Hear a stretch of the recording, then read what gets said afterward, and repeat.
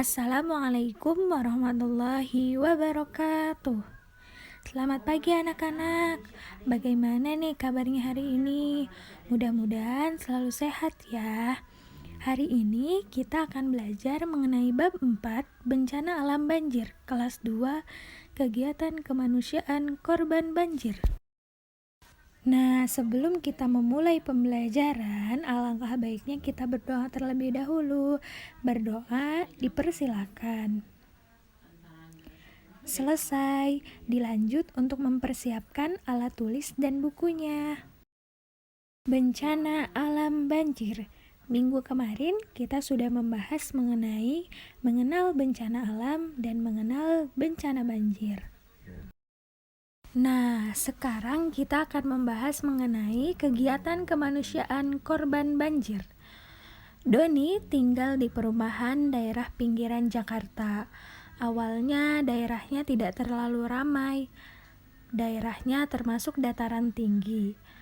Masih banyak lahan kosong berupa kebun. Daerahnya tidak pernah terjadi banjir. Perumahan tempat tinggalnya dilalui sungai. Saat ini di daerah tersebut banyak didirikan bangunan. Perumahan-perumahan baru banyak bermunculan. Ada pula pembangunan pusat perbelanjaan besar. Pepohonan di kebun dibabat habis. Tepi sungai ditimbun dengan tanah. Akibatnya sungai menjadi sempit. Jalan-jalan diperlebar. Penduduk juga banyak membuang sampah ke sungai. Suatu saat musim hujan tiba. Hujan lebat turun setiap hari. Air dari jalanan dan tempat parkir masuk ke sungai karena air tidak terresap ke dalam tanah. Air pun memenuhi sungai. Hujan lebat masih terus turun setiap hari. Sungai tidak mampu lagi menampung air hujan. Lama-kelamaan air sungai meluap. Air sungai masuk ke jalan-jalan. Kemudian membanjiri perumahan Doni. Masyarakat menjadi panik karena air semakin lama semakin tinggi. Air sudah memasuki rumah-rumah warga. Banjir sudah mencapai lutut orang dewasa. Banyak warga yang mengungsi ke kelurahan karena di sana tidak terjadi banjir. Ada pula yang tinggal di lantai 2 rumahnya. Doni termasuk yang ikut mengungsi. Mereka membawa barang yang perlu saja.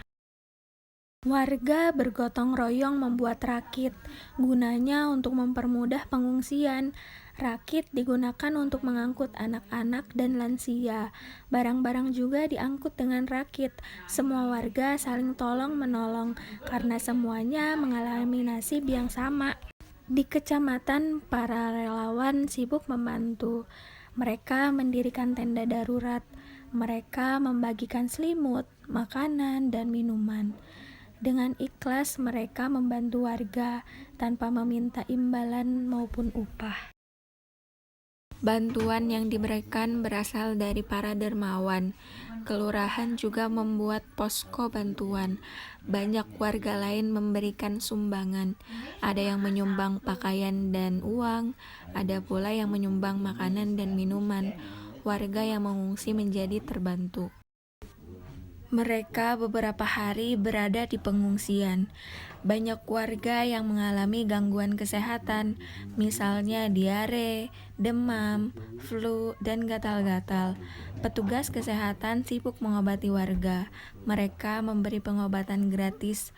Ada pula warga yang harus dirawat di rumah sakit. Semua diberikan secara gratis. Warga korban bencana banyak tertolong. Beberapa hari kemudian, hujan mulai reda, banjir pun mulai surut. Matahari tidak tertutup awan tebal lagi. Warga mulai kembali ke rumahnya. Warga menghadapi persoalan baru. Sampah dan lumpur ada di mana-mana, bahkan di dalam rumah juga banyak lumpur. Masyarakat dan relawan bergotong royong. Mereka bahu-membahu membersihkan lingkungan. Mereka mengerjakan tanpa kenal lelah. Akhirnya, lingkungan pun cepat bersih. Para relawan memberikan bantuan tenaga, para dermawan memberikan bantuan barang, warga pun bahu-membahu menolong warga lainnya. Petugas kesehatan memberi pengobatan gratis. Semuanya merupakan tindakan kemanusiaan.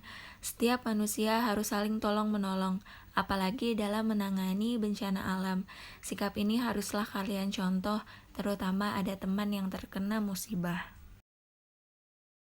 Setelah tertimpa bencana banjir, orang-orang mulai sadar.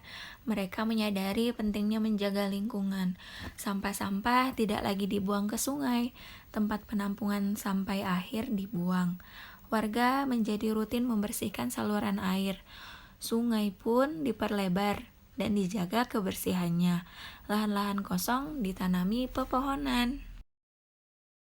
Nah, maka dari itu kita harus sama-sama menjaga lingkungan kita. Kita tidak boleh membuang sampah sembarangan. Kalau ada bencana alam, kita harus segera membantu. Nah, sekarang ada tugas yang mesti anak-anak kerjakan ya. Nah, tugas yang pertama, manakah tindakan yang termasuk kegiatan kemanusiaan? Yang pertama, apakah termasuk kegiatan tindakan kemanusiaan? Ya, bukan. Yang kedua? Iya, benar. Yang ketiga? Iya, benar. Yang keempat? Iya, benar. Yang kelima? Iya, benar. Yang keenam? Iya, salah. Nah, sekarang coba tulis di buku masing-masing ya. Tugas yang kedua yaitu menggambar yang berhubungan dengan banjir. Anak-anak bisa melihat contoh gambar yang ibu tampilkan ataupun yang lainnya. Nah, jangan lupa tugasnya dikerjakan dan dikumpulkan. Dan jangan sampai lupa juga, tetap lakukan 3M. Memakai masker, mencuci tangan, menjaga jarak. Terima kasih atas perhatiannya. Wassalamualaikum warahmatullahi wabarakatuh.